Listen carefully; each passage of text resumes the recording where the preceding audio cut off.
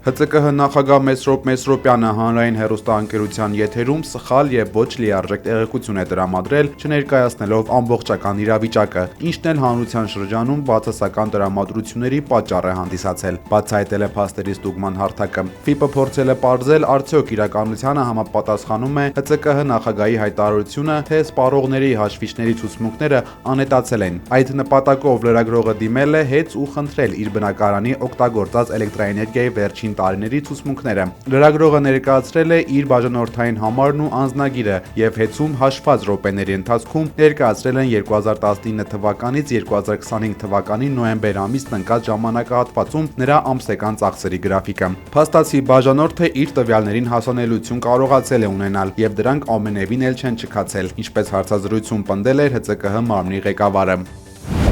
Ռոմանոս Պետրոսյանը նոր մեղադրանքներ է հղել Սամվել Կարապետյանի հասցեին, նրա ՀԵՑ-ի լիցենզիայից զրկելն արդարացնելու համար։ Նիկոլ Փաշինյանի հետ հանդիպմանը ՀԵՑ-ի ժամանակավոր կառավարիչը կրկին հայտարարել է, թե ՀԵՑ-ի 2018-ից 2024 թվականների նոյեմբերի բազան ջնջվել է։ Պետրոսյանը նշել է, թե ՀԵՑ-ում շատ դեպքերում արևային կայաններից ինքնավար էլեկտրաարտադրողների արտադրած էներգիան թերգրանցվել է։ Փաշինյանն էլ շարունակել է ժամանակավոր կառավարչի խոսքը, նշելով, որ եթե այդ խնդրի հետևից մինչև վերջ չեն գնացել, ուրեմն նշանակում է ինչ-որ բան են թաքցրել։ Փաշինյան-Պետրոսյան զրույցին պատասխանել է Նարեկ Կարապետյանը, ասելով, որ Փաշինյանը կանչել էր ՀԵՑ-ի կառավարչին եւ նրա մասնակցությամբ հանրությանը փորձում էր ներկայացնել ՀԵՑ-ը խլելու համար հիմնավորումներ։ Այս զրույցին կետ-առ-կետ կանրադառնանք քիչ հետո, գրել է Նարեկ Կարապետյանը ու եւս մեկ անգամ արձանագրել, որ մեջբերում Փաշինյանը մարդկանց վարկաբեկելու լավ մասնագետ է, բայց դրույթների մեջ չի խորանում եւ սա նրա թույլ կողմն է, ինչպես այստեղ, այնպես էլ ամենտեղ, գրել է Տաշիր գրուպի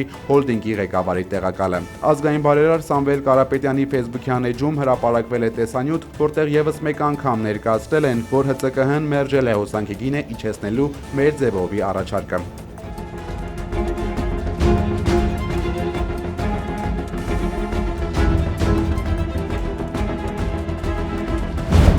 Տավուշում 5-րդ օրն է հրշեջները չեն կարողանում մարել հրդեհը։ Մեկուսացում այս պահին չկա, բայց ամեն ինչ վերահսկելի է։ Հրդեհի տարածումը կանխվել է դեպի տներ, հյուրատներ, հայտնել է Տավուշի մարզային փրկարարական վարչության բնակչության պաշտպանության բաժնի պետ Սարգիս Մարկոսյանը։ Այս պահին ինտենսիվ աշխատանքներ են իրականացնում ոլորանների հատվածում։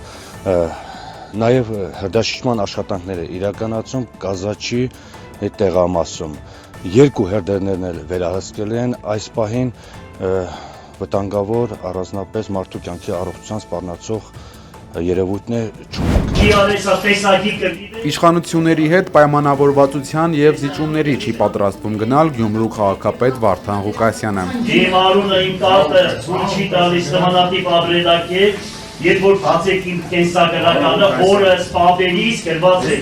մաքուր ճիշտ հայրենասեր պայրադրշտի։ Հարյակորդի Ղուկասյանների հերթական դատական նիստն այսօր տեղի ունեցել, հարցաքննվել են վկաները։ Ըստ Վարդան Ղուկասյանի փաստաբանի, մեղադրանքի մեջ Գյումրու համայնքապետի մասնակցությունը գրեթե 0 է։ Ըստ էության քաղաքական հետաքրքրություն այսպես շեշտադրված պարոն Ղուկասյանը սկսեց իշխանության համար որպես այդպիսին հետաքրքրություն առաջացնել հենց այն ժամանակ, երբ որ պարոն Ղուկասյանի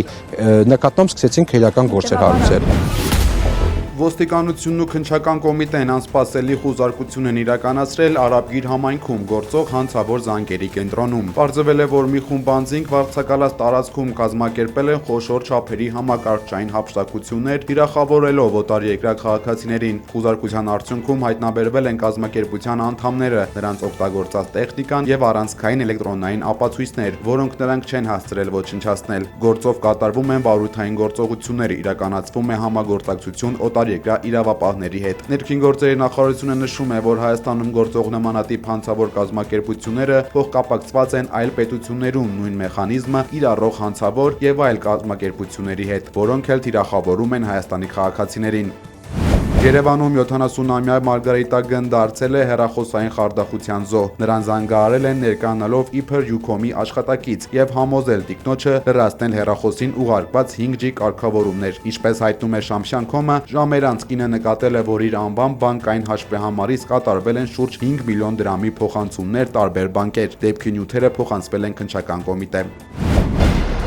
Ամանորյա զարդարանքները քաղաքին հաղորդում են ուրախություն ու ջերմություն, սակայն դրանց արժեքը պետական բյուջեի համար հասնում է միլիոնների։ Քաղաքապետ Տիգրան Ավինյանը հայտարարել է, որ հանրապետության գլխավոր տոնածառի լույսերը այս տարի կմիանան դեկտեմբերի 14-ին։ Երևան քաղաքի տոնական ձևավորման աշխատանքների կատարման համար հայտարարվել է երկփուլ մրցույթ գնման ընթացակարգով ընդհանուր 607 միլիոն դրամի, որից շուրջ 57 միլիոնով նախատեսվում է ձեռք բերել հանրապետության հրապարակի տոնածառի ճյուղեր եւ լույսեր, հայտնել են քաղաքապետարանից։ Սոցցանցերում տարածվում են տեսանյութեր եւ լուսանկարներ, որտեղ պարզ երևում է, որ Արցախի խորհրդանիշ «Մենք ենք մեր սարերը» արձանը ադրբեջանցիները վանդալիզմի են ենթարկել։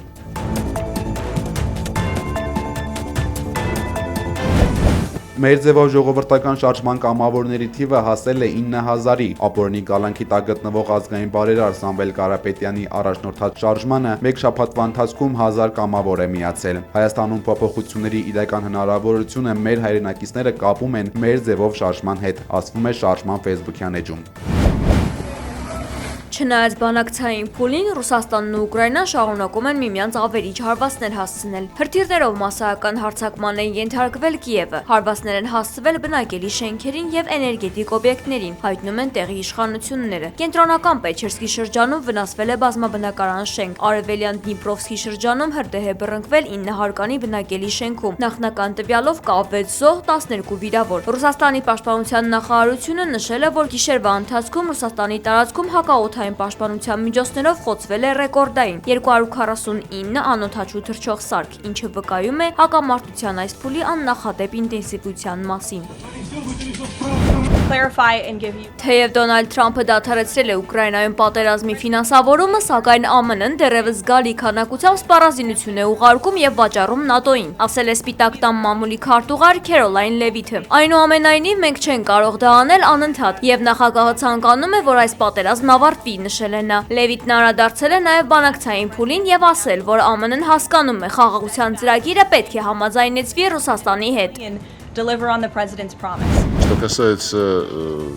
Թրամփի ծրագիրը Ռուսաստանը ստացել է ոչ պաշտոնական խողովակներով եւ պատրաստ է քննարկել կոնկրետ ձևակերպումները։ Այս մասին հայտարարել է Ռուսաստանի արտգործնախարար Սերգեյ Լավրովը։ Նրա խոսքով ստացված տեքստը վերջնական չէ եւ պարունակում է կետեր, որոնք լրացուցիչ աշխատանքի կարիք ունեն։ Այնուամենայնիվ Ռուսաստանն արդեն իսկ առաջ է քաշում հստակ նախապայմաններ, կարմիր գծեր։ Սերգեյ Լավրովը հատուկ նշել է Անկորիջում ձեռք բերված պայմանավորվածությունների մասին։ Իրենք ակնկալում են, որ ԱՄՆ-ն կներկայացնի ծրագրի այն տարբերակը, որը համարում է Եվրոպայի եւ ուկրաինացիների հետ համաձայնեցման գործընթացի միջանկյալ փուլ։ Անդրադառնալով Եվրոպային, արտգործնախարարը հայտարարել է, որ Եվրոպան ամբողջովին տապալվել է դեռևս 2014 թվականին։ Հենց Եվրոպան է Զելենսկուն համոզել հրաժարվել Ստամբուլում 2022 թվականի ապրիլին կնքված համաձայնագրից։ Ուստի եթե նա այսօր ասում է առանց մեզ ոչ մի համաձայնություն չի կարող լինել, նրանց համար եղել է այդ հնարավորությունը, բայց այն չեն օգտագործել, շեշտել է Լավրովը։ у нас он есть, но по неофициальным каналам.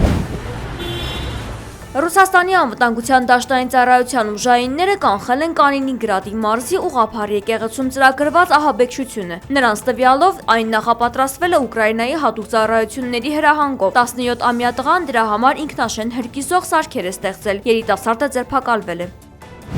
Մակրոնը հերքել է ենթադրությունները այն մասին, որ հանրապետությունում քննարկվող ազգային զինվորական ծառայության բարեփոխումը կարող է հանգեցնել երիտասարդներին Ուկրաինա ուղարկելուն։ Ֆրանսիա մտադիր չէ երիտասարդներին ուղարկել Ուկրաինա պատերազմելու։ Այս մասին հայտարարել է Մակրոնը։ Մենք պետք է ուժեղացնենք կապը զինված ուժերի եւ պետությունների միջև, բայց մենք հիմա իսկապես պետք է փարատենք այս սխալ տպավորությունը, թե պատրաստվում ենք մեր զինվորներին ուղարկել Ուկրաինա, ասել է նա։ Ավելի վաղ Ռուսաստանը հայտնել էր, որ Ֆրանսիան մի քանի հազարանոց զորք է ուղարկում հակամարտության գոտի։ Թայլանդի հարավում գտնվող Հատյայի քաղաքը ջրհեղեղից ավերվել է։ Երկրի իշխանությունները տարհանում են բնակչությանը եւ զբոսաշրջիկներին։ Ջրի մակարդակը հասել է 1.5-ից 3 մետրի։ Տների առաջին հարկերը ամբողջությամբ ջրի տակ են անցել։ Չինաստանն ուղեցիր է դուրս բերել դատարկ Շենչժոու 22 տիեզերանավը։ Առաքելության նպատակն է վերադարձնել այն տիեզերագնացներին, որոնք Շենչժոու 20-ի անսարքության պատճառով մնացել էին չինական տիեզերակայանում առանց տրանսպորտային միջոցի։ Ավելի վաղ Շենչժոու 20-ի անձնակազմն ավարտելով իր պլանավորած առաքելությունը չի կարողացել օգտագործել սեփական նավը, որը վնասվել էր տիեզերական աղբի պատճառով։ Նրանց համար ուղարկվել էր Շենչժոու 21 տիեզերանավը։ Չինաստանում մարդանման ռոբոտը ռեկորդ է սահմանել, նա 3 օրում քայլել է ավելի քան 100 կիլոմետր։ Սա ռոբոտների երբևէ անցած ամենաերկար տարածությունն է։ Արհեստական բանականության շնորհիվ Disney ընկերությունը կյանքի է կոչել Frozen մուլտֆիլմի Օլաֆի կերպարը։ Հրապարակված տեսանյութում ձնեմարդը շարժվել է խոսել կազմակերպիչների հետ։ Նրանք նշել են, որ կերպարը հաջորդ տարի կլինի նաև Հոնկոնգի և Փարիզի Disneyland-երում։